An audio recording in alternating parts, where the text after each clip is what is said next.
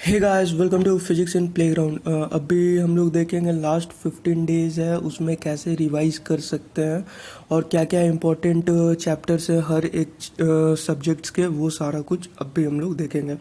ठीक है, और सबसे इम्पोर्टेंट बता दे रहा हूँ, नए स्टूडेंट के लिए कुछ भी नहीं है। जो नए नए अभी स्टूडेंट जुड़े हुए हैं उनके लिए यार कुछ भी नहीं, क्योंकि यार मैं आपको जानता हूँ नहीं और बिना जाने कनेक्ट करना इम्पॉसिबल है। तो आपके लिए मैं नॉर्मल यूट्यूबर और आप मेरे लिए एक नॉर्मल सब्सक्राइबर हो। तो आपके लिए सिर्फ एक पॉइंट बोलूँगा कि कुछ नया मत पढ़ना, जो भी पढ़े हो उसी से काम चलाओ। बाकी अब पुराने स्टूडेंट के लिए अब बात करते हैं, क्योंकि इन लोगों से इमोशनली कनेक्ट हूँ मैं बहुत। जनवरी से हम लोग चल रहे हैं और जनवरी से अभी ये ईयर एंड होने वाला है, मतलब मोर देन 1.5 ईयर हो चुका है सारा कुछ करते हुए। तो बहुत सारा मेहनत किया था हम लोगों ने पूरे साल, और पक्का रिजल्ट आएगा, भरोसा रखना। ठीक है, मुझे अपने मेहनत पे 110% कॉन्फिडेंट है कि होगा। ठीक ना। और आपने अगर किया होगा मेहनत, सारे क्वेश्चंस लगाए होंगे, सारा कुछ पढ़ा होगा आप लोगों ने, तो आपका पक्का होगा सिलेक्शन मतलब क्या होता है, एक दिन सिर्फ जा करके वो आपका 1.5 साल का और 2 साल 3 साल जितने भी साल के मेहनत रहते हैं वो एक दिन 3 घंटे में जा करके सिर्फ देना होता है और कुछ नहीं। सिलेक्शन जो होता है वो हो चुका रहता है एक्चुअली में पहले से ही, वो आपको अंदर से मालूम होता है, आपके प्रिपरेशन से आपको सारा कुछ क्लियर दिख जाता कि क्या होने वाला है। ठीक ना। तो और बोलते हैं कि 15 लाख 24 लाख इतने नंबर ऑफ और इतने लाख ऑफ स्टूडेंट एग्ज़ाम दे रहे हैं, एक्चुअली वो होता नहीं। कंपटीशन एक्चुअली आपसे खुद का है, आपका आपका खुद का कंपटीशन है। ठीक ना। ये तो पहला पॉइंट। दूसरा, अगर रियल वे में कंपटीशन बोलते हैं तो वो 60,000 to 70,000 स्टूडेंट के बीच में होता है। बाकी वही नीट पोस्टपोन का अभी भी चल रहा है, तो वो सब भी करने वाले बहुत सारे रहते हैं। सो अभी देखते हैं फटाफट क्या क्या इम्पोर्टेंट है। और 2 पॉइंट और बोलूँगा कि ये जो 15 दिन है, पर डे 14 आवर्स आपको पढ़ना है, और पर डे 14 आवर्स में आप लोगों को सिर्फ और सिर्फ 2 लोगों के लिए पढ़ना है। जितना पढ़ना था आपको अपने लिए आपने पढ़ लिया। एक अपने पेरेंट्स के लिए पढ़ना और थोड़ा सा पीआईपी के लिए भी पढ़ लेना। ठीक ना। क्योंकि अगर पीआईपी आगे चल करके ब्रांड बनेगा तो उसके ब्रांड एम्बेसडर आप होगे, इस बात को याद रखना। ठीक है। और पेरेंट्स के लिए इसलिए पढ़ना क्योंकि मैं भी बोलता हूँ ना कि बाई हुक या बाई क्रुक मुझे यूएसए जाना है कैसे भी करके। तो वो मेरा ड्रीम नहीं है, वो मेरे पापा का ड्रीम है। पापा के बारे में ज़्यादा बात नहीं करता हूँ एक्चुअली, तो वो पापा के ड्रीम है। वो जब मैं 1 क्लास में था तब से उनका ड्रीम है यूएसए का। ठीक है। तो चलो अभी फटाफट देखते हैं, बहुत कुछ हो गया बात। क्योंकि ये थर्ड लास्ट वीडियो है तो इसलिए सोचा कि कुछ थोड़ा सा बोल ही देता हूँ जाते जाते।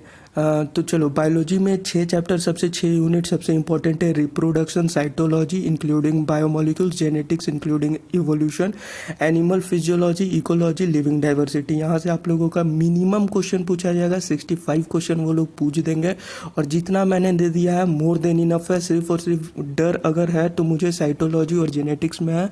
कहाँ पे क्वेश्चन छूटेगा? साइटोलॉजी का जो पहला है सेल है, unit and basic of life, तो वहाँ से अगर क्वेश्चन कुछ पूछेंगे बाहर से तो वही क्वेश्चन का थोड़ा सा डर है, पर मैक्सिमम मैंने कोशिश किया है कि आपका वो भी कवर हो जाए। और जेनेटिक्स से मॉलिक्यूलर बेसिस ऑफ इनहेरिटेंस में आप लोग गलत करके आ जाओ, ये हो सकता है, पर गलत मत करना प्लीज़।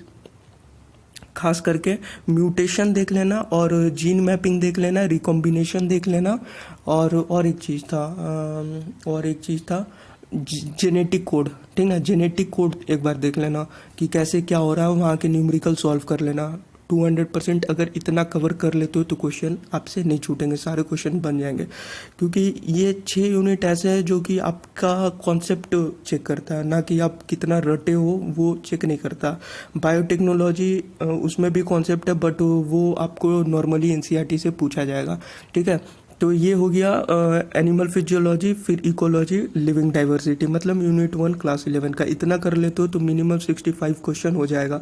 और याद रखना, क्वेश्चन अगर बाहर से आते हैं 10 क्वेश्चन वो इसी 6 यूनिट से आते हैं। इसके अलावा कोई आपके पास बचता नहीं है बायो में यूनिट जहाँ से बाहर से पूछा जा सके।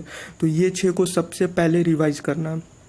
शॉर्ट नोट्स डाल दिया है मैंने, शॉर्ट नोट्स कर लो, एनसीईआरटी पढ़ लो, एनसीईआरटी के बाद प्रीवियस ईयर क्वेश्चन सॉल्व कर लो। और जो भी आपने आज तक टेस्ट दिया होगा, किसी ना किसी इंस्टीट्यूट का तो टेस्ट दिया ही होगा, उस इंस्टीट्यूट के टेस्ट के क्वेश्चंस को देख लो। जो क्वेश्चन सही किया आप लोगों ने उनको फटाफट देख लेना, जो गलत किया उस पर थोड़ा सा फोकस करना, ठीक है। और उसको कोशिश करना एनसीईआरटी से दोबारा पढ़ने का।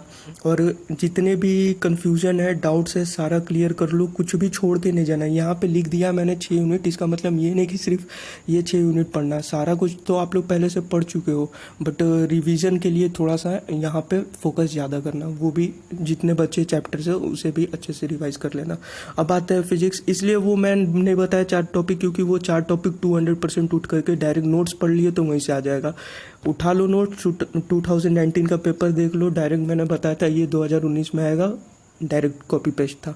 अब आते हैं physics, kinematics, Newton law of motion, work power energy including collision और सर्कुलर मोशन रोटेशन। मैकेनिक्स का देखते हो पार्ट, तो मैकेनिक्स में आपका ये सबसे इंपॉर्टेंट है। एसएचएम और वेव्स भी मैकेनिक्स में ही आते हैं, तो इतना कर लेते हो तो मैकेनिक्स आपका खत्म। Magnetics, thermodynamics, surface tension, heat transfer, kinetic theory of gases, calorimeter, ये एक पार्ट है, ठीक ना। Thermodynamics, surface tension, heat transfer, kinetic theory of gases और कैलोरीमीटर एक अलग पार्ट है। मैग्नेटिक्स का पूरा एक अलग पार्ट है, यहाँ से क्वेश्चन बहुत पूछे जाएंगे। Modern physics including semiconductor, semiconductor से 3 क्वेश्चन पूछे जाएंगे। Optics and SHM and waves, ठीक है। ये टोटल 8 क्वेश्चन रखते हैं, minimum 7 maximum 8। Gravitation, electrostatics, current, electricity, alternating current, 3 2 5, 3 8 2 10, 10 question. Fifth में जो लिखा हुआ वो 10 क्वेश्चन कंटेंट करते हैं, तो इतना कर लेते हो तो पूरा फिजिक्स कंप्लीट है। 42 क्वेश्चन पक्का, ठीक ना। बाकी 3 क्वेश्चन वो कहाँ से बचते हैं, पहला तो यूनिट डायमेंशन मेजरमेंट, एक क्वेश्चन वो ले जाएगा, और 2-3 क्वेश्चन बचते हैं फ्लूइड मैकेनिक्स वगैरह वगैरह सारा कुछ है, तो उन सारे चैप्टर से भी एक आध क्वेश्चन पूछ दिए जा सकते हैं, ठीक ना। बट मैक्सिमम 42 क्वेश्चन ये लेके चला जाएगा, और पूरा फिजिक्स समझो तो यही है क्लास 11 और 12 लेवल पे। अब आते हैं केमिस्ट्री में, तो केमिस्ट्री भैया छोड़ना कुछ भी नहीं है, कब किससे क्वेश्चन पूछ दे और कब किससे क्वेश्चन ना पूछा जाए ये कोई नहीं जानता है। सॉल्यूशन ऐसा चैप्टर है जहाँ से जेईई मेंस में हमेशा 2 या 3 क्वेश्चन पूछता है, नीट में भी हमेशा 2 क्वेश्चन पूछता है, बट 2018 में एक भी क्वेश्चन नहीं पूछा गया था सॉल्यूशन से। तो इसलिए केमिस्ट्री बहुत ही हवा चीज़ है, तो इसे थोड़ा अच्छे से देखना, हर एक चीज़ को देख लेना। बट जो मोस्ट इंपॉर्टेंट टॉपिक होते हैं इनऑर्गेनिक में, chemical bonding, coordination, compound, P block, सारा कुछ पढ़ा हुआ है। केमिकल बॉन्डिंग में हाइब्रिडाइजेशन, बॉन्ड एंगल और डाइपोल मोमेंट और बॉन्ड ऑर्डर देख लेना मॉलिक्यूलर ऑर्बिटल थ्योरी से। कोऑर्डिनेशन में आप लोग अगेन हाइब्रिडाइजेशन देख लेना, शेप साइज सारा कुछ देख लेना, और यहाँ पे पैरामैग्नेटिक, डायमैग्नेटिक, मैग्नेटिक मोमेंट देख लेना। पी ब्लॉक में एनसीईआरटी पढ़ लेना, एनसीईआरटी का क्वेश्चन कर लेना, हो जाएगा। फिजिकल अगेन बोल दिया, फिजिक्स इन प्लेग्राउंड काफ़ी है, वहाँ पे जेईई मेंस के मैंने क्वेश्चन करवा रखे हैं। कॉन्सेप्ट बिल्डअप करो और रटना कुछ भी मत, फार्मूला याद रखना, फार्मूला तो बहुत इंपॉर्टेंट है। Solid state, electrochemistry, equilibrium, chemical kinetics, thermodynamics, atomic structure.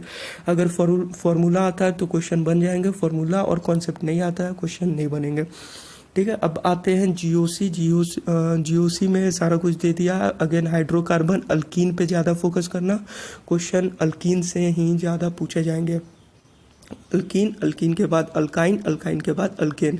SN1 SN2 reaction देख लेना, और मार्कोनी का, फेंटी मार्कोनी का फूसी में आता है, खरास इफेक्ट भी बोलते हैं, वो सारा कुछ देख लेना।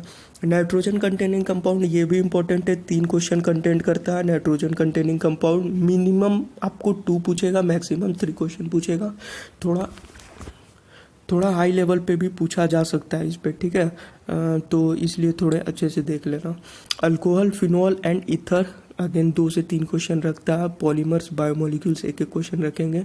मिनिमम 25 to 28 क्वेश्चन ये आपको दे करके चले जाएंगे केमिस्ट्री में। अगर इतना सही से देखो, सारा कुछ आप लोगों ने पढ़ लिया, मैंने स्टार्टिंग में बोला 1.5 साल से हम लोग मेहनत कर रहे हैं, ये कोई न्यू स्टूडेंट के लिए नहीं है। और 10 दिन 15 दिन का वो जो डालता हूँ वो उसका मतलब है कि आपको इस तरीक़ा से आपको रिवीजन करना है, ना कि अभी 10 दिन में आप लोग चमत्कार कर लोगे, वैसा कुछ नहीं होता। उस तरह का मिरेकल नाम का चीज़ नहीं होता, इम्पॉसिबल है। तो वो मत समझना कि 10 दिन में ये कर लोगे, 15 दिन में कुछ नहीं होने वाला है, कुछ नहीं आएगा। 0 मार्क्स भी लेकर के आए तो बहुत है। होता था BHU का एग्ज़ाम जब होता था उसमें 0 लेकर के आना बहुत बड़ी बात होती थी, माइनस में मार्क्स जाता था। तो ये रहा केमिस्ट्री।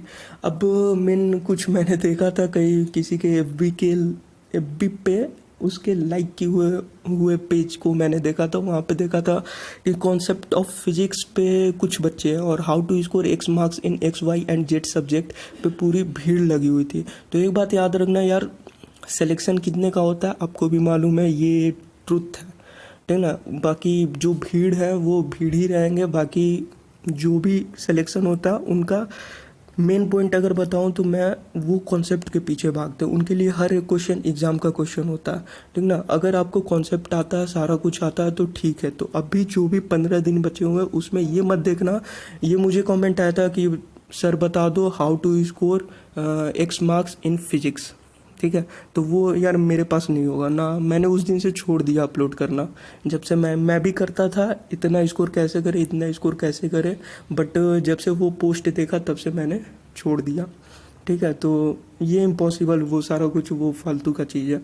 तो ये मत सोचना कि कैसे ही कितना स्कोर करे किस सब्जेक्ट में, और वो सब वीडियो के पीछे मत भागना, कॉन्सेप्ट के पीछे भागना, ठीक है। So thanks and best of luck for your exam. Success अगर चाहिए तो 3 चीज़ों से मिलती है। पहला हार्डवर्क, उतना मेहनत करो जितना आज तक कभी आपने नहीं किया अपने लाइफ में, क्योंकि आपको वो चीज़ चाहिए जो चीज़ आपको आज तक नहीं मिला आपके लाइफ में, ठीक है। और पेशेंस रखना, पेशेंस बहुत ज़रूरी है, विदाउट पेशेंस तो कुछ भी नहीं होगा।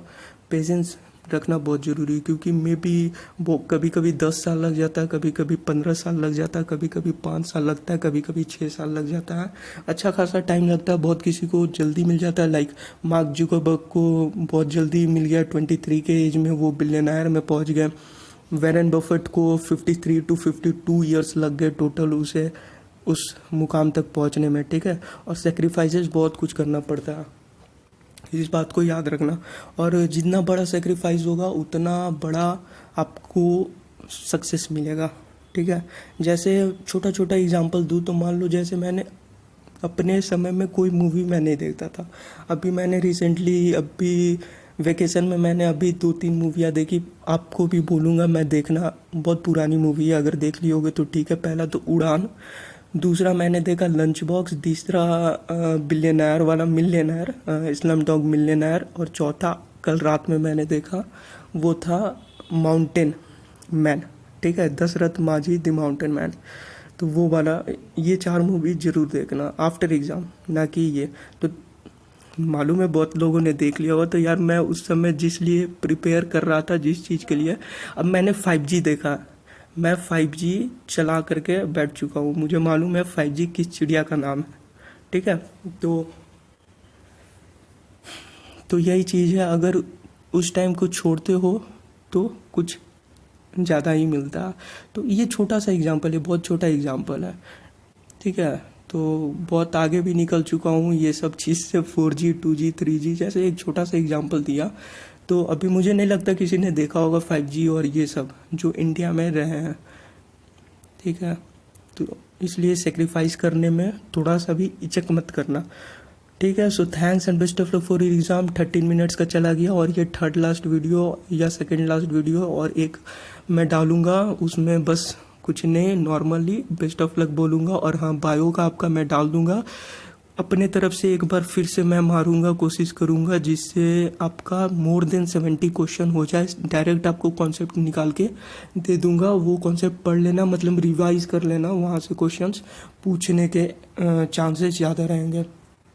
और एक बार और थैंक्स बोलना चाहूँगा कि आप लोगों ने फिजिक्स इन प्लेग्राउंड को गूगल सर्च तक पहुँचा दिया, ठीक है। अगर फिजिक्स इन प्लेग्राउंड को डालते हो गूगल पे, ये भी मैंने कल रात में ही देखा था, तो डायरेक्टली आ जाता है खेल के मैदान में भौतिकी, हिंदी में लिखा हुआ है।